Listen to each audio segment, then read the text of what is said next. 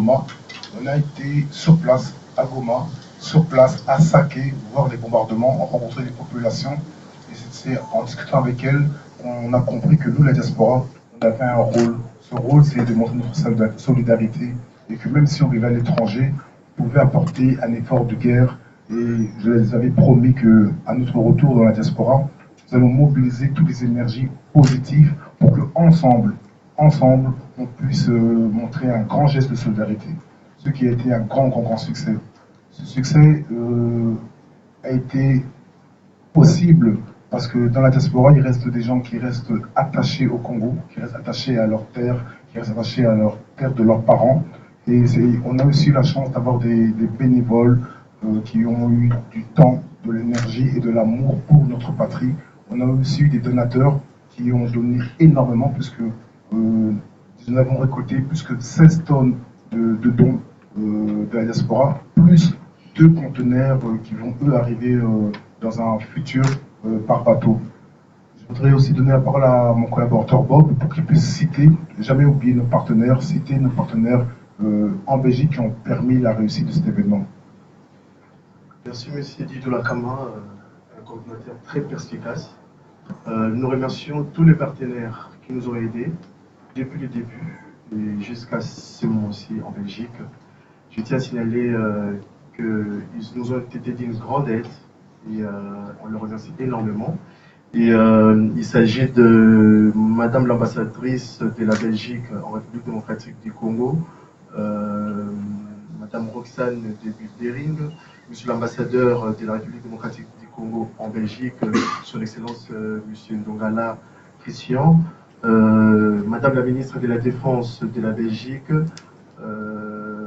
Ludwine Desdondeurs, Monsieur le bourgmestre de la commune de Bruxelles, Monsieur Philippe Clause, et Madame Léchevine, chargée de tout ce qui est logement, affaires sociales et égalité des chances, au nom de Madame Lydia Moutchebele, ainsi qu'un militaire, Monsieur Eric Tilson. Voilà. Merci Monsieur Dudrakama. Il y a aussi bien sûr SOS RDC, qu'est-ce que c'est? C'est un collectif d'associations de la diaspora. De la diaspora, on a un grand défi, à part le fait de montrer notre solidarité, on voulait aussi montrer qu'on était capable de se fédérer, de travailler en coordination et en synergie entre nous d'abord dans la diaspora et ensuite apporter à notre pays notre renfort et notre soutien. Je vais peut-être donner la parole à Maman Chanice pour qu'elle puisse nous citer aussi, ne jamais oublier vos partenaires, citer les associations qui sont partenaires et qui ont décidé de faire l'effort avec nous. Merci de m'avoir donné la parole. Donc ici, je vais citer les différents partenaires au niveau des ASBL. Donc je vais commencer par Change ASBL, Salita ASBL, REFI, le réseau des femmes d'influence, l'Union des femmes debout, Hope Education, Mapindano, La main sur le cœur, Jisanka Handicap, Fondation Resto du Cœur, entre parenthèses CVC médical, FTVC ASBL, Saving Lives Union, Petit Pas de Maman Agnès, FamiPad, Mosaïka, Action pour le Congo, Africa World Service, Africam, Fondation Balongi, EYANO, Les Amis de l'Espoir, UCOBEL et Mercia. Ensuite, je vous invite tous à nous contacter pour devenir partenaires avec nous. Vous pouvez nous contacter sur l'adresse email suivante: SOSRDCongo 243 en un seul mot @gmail.com. Ensuite, vous avez le numéro de notre personne de contact à Kinshasa. C'est le 08 52 82 57 33.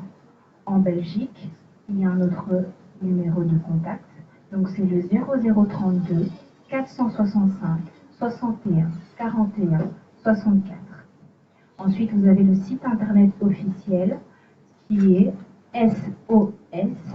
SOSRDCongo en un mot.com. Merci à tous. a réussi à réunir des associations derrière nous et je sais que ce n'est pas toujours facile. Vous savez que notre communauté est souvent enclin à l'orgueil, la jalousie, la compétition, mais on a voulu démontrer qu'on est capable d'autre chose aussi. On parle souvent, nous, la diaspora ou les Congolais, de ce qu'on fait de mal, mais il faudrait aussi qu'on apprenne à montrer ce qu'on fait de bien. Et on est venu ici pour vous montrer un geste et une image différente de la diaspora constructive, unie, solidaire, avec des valeurs. L'union fait la force, certes, mais il faut savoir avec qui s'unir. C'est pour ça que notre défi aussi, c'est de créer des ponts entre la diaspora et les autorités congolaises, ainsi que les associations du Congo. On a eu la chance justement d'avoir à notre arrivée des partenaires qui nous ont soutenus, qui nous ont aidés, qui nous ont facilité les choses. Et c'est important aussi de passer un message à la diaspora pour dire que certaines choses changent. Rien n'est encore parfait. Pour que les choses arrivent à ce qu'on veut, il faudrait nous-mêmes devenir les acteurs du changement et trouver justement quel partenariat, avec qui être en partenariat et que chacun d'entre nous apporte le changement dans ce qu'on veut. Nous devons tous travailler pour le changement et le développement de notre pays. C'est pour ça qu'on a la chance ici d'avoir deux partenaires qui ont été clés. Je vais peut-être leur donner la parole. Est-ce que vous pouvez leur donner une place pour notamment la Belgique, qui nous a offert deux avions. Je répète, deux avions. Ça a été parce qu'on a une crédibilité, on a une expertise et une expérience que eux ils connaissent et on fait un lobbying. L'objectif de SOS RDC, c'est un peu différent de certaines ONG. On ne souhaiterait pas vivre éternellement à vouloir aider les populations. Ce qu'on voudrait, c'est que les populations n'ont plus besoin de nous, que les populations puissent s'auto-suffire, que les populations puissent retourner dans leurs terres. Ça, c'est notre objectif final. C'est que chacun des populations, chaque individu qui a été déplacé contre son gré puisse retourner chez lui dans sa liberté et dans la dignité. C'est très très important. C'est pour ça que la solidarité, c'est une chose, mais il faut trouver des solutions pour que cette guerre s'arrête. Merci. Je pense qu'on... Organisation membre SOSR des Congo à Goma. Et donc, comme vous le savez, je ne vais pas répéter ce que le modérateur a donné comme une vue d'ensemble. Est-ce que les données que le DG vient de résumer. À Goma, nous avons 15 structures déjà membres de la coordination SOSR des Congo et qui se sont largement mobilisées pour appuyer cette initiative. Et nous n'avons pas laissé nous ne sommes juste pas restés en train d'attendre les dons, mais aussi nous nous mobilisons à notre niveau pour qu'on appuie la coordination centrale de la Belgique. Et donc, nos partenaires à Goma se sont mobilisés pour avoir plusieurs autres besoins matériels et logistiques, notamment le charroi automobile. Donc, grâce à nos partenaires localement, nous avons des camions qui vont nous permettre de déplacer les dons. Et nous avons aussi des entrepôts et nous avons des canaux déjà de communication de médias partenaires localement. Nous avons y compris des bénévoles et c'est déjà un succès à notre niveau de voir que la population locale arrive à s'approprier cette initiative. Et notre présence à Kinshasa, c'était juste venir certifier ces partenariats, savoir que la coordination de Belgique ne travaille pas avec la population locale. Donc nous voulons juste montrer que nous sommes en partenariat et nous sommes étroitement attachés à la coordination centrale pour nous permettre à ce que les bénéficiaires, leurs besoins soient répondus. Et donc nous sommes aussi, nous respectons aussi les interventions, nous sommes aussi dans les interventions humanitaires où cette initiative est aussi canalisée. Et donc tous les clusters sont aussi partenaires de cette initiative. Et nous espérons dans les prochains jours, lors des distributions, avec l'effort de nos partenaires, vous verrez les succès. Et nous revenons encore ici pour vous donner les résultats, mais aussi à Goma, nous ferons le témoignage avec les bénéficiaires pour vous permettre de voir ce qui a été réalisé et vous parler plutôt de la suite aussi des activités SOSR des Congo. Donc, nous remercions la coordination de la Belgique. De gestion humanitaire des catastrophes, c'est un établissement public qui a pour mission de mobiliser et de canaliser toutes les ressources pour apporter l'assistance humanitaire aux victimes de catastrophes naturelles, aux victimes de guerre et autres calamités en République démocratique du Congo. Nous avons été contactés par nos amis de SOS RDC Et nous avons accepté que nous puissions cheminer ensemble pour que dans l'avenir et actuellement, que nous puissions tous nous focaliser sur l'Est de la RDC, où nous avons au moins plus de 7 millions de personnes déplacées internes. On peut croire que ce peu, mais quand vous prenez 7 millions, c'est la somme de la population du Congo-Brazzaville et du Gabon réunis. Et ce sont ces personnes-là qui ont dû quitter leur domicile pour aller trouver refuge ailleurs. Donc c'est ça, et moi je pense que le partenariat avec SOS RDC va démontrer que la diaspora peut compter sur les autorités congolaises et qu'ensemble nous pouvons nous soutenir pour que Je suis M. Molé Laurent Patient, je suis administrateur au Fonds de promotion de la santé, mais si je viens au titre de mon aspect qui s'appelle Initiative plurielle Dr Molé, je suis le président, c'est une association à caractère philanthropique humanitaire et qui appuie les aides de développement. On était enchanté d'être en contact avec les amis de SOS RDC parce que de nos jours, pour voir la diaspora crédible, ce n'est pas du tout facile.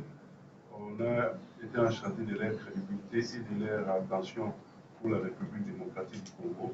Nous pensons dans le cadre d'un partenariat public-privé, on peut bien cheminer avec eux. Et on tire aussi leurs attentions. La problématique de la RDC, ce n'est pas seulement à l'Est. À l'Ouest aussi fait front à un désastre aussi humanitaire avec les phénomènes mondiaux. Donc je crois qu'on va mettre en place un partenariat dans un cadre, un partenariat solide pour l'intérêt de nos populations. Merci. Et de gestion humanitaire des catastrophes, je suis le directeur général, est en train de travailler avec nos amis de la diaspora. Aujourd'hui, on s'est retrouvés le week-end. Aujourd'hui, il y avait d'abord la lettre pour l'obtention de l'exonération. Vous savez que ce sont les histoires qui viennent de l'extérieur. Tout cela devait se faire en amont. On a pu quand même se retrouver. Donc, on est en train de travailler pour que d'ici, dans les 48 heures, que nous ayons la lettre d'exonération.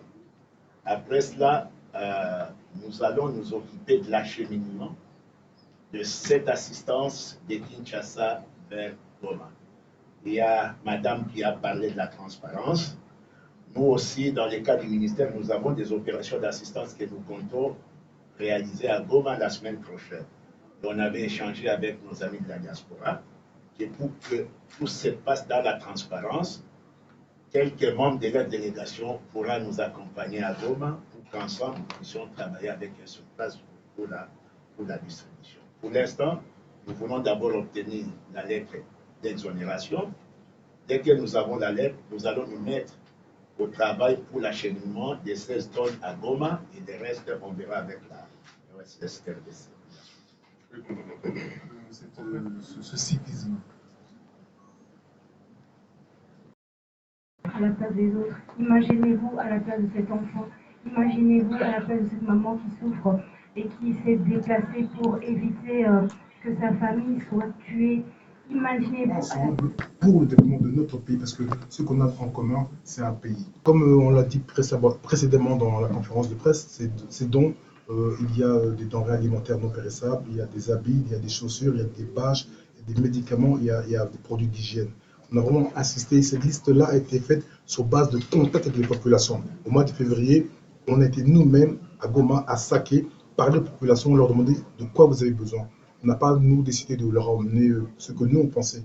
Il faut changer cet esprit qu'on vient de l'étranger et on va amener la solution. On a été voir les populations, on leur a demandé de quoi avez-vous besoin. Et c'est ce qu'en revenant dans la diaspora, où on a notre énergie, on a nos relations, nos contacts, on a voulu remplir formellement. Quels sont ces sites?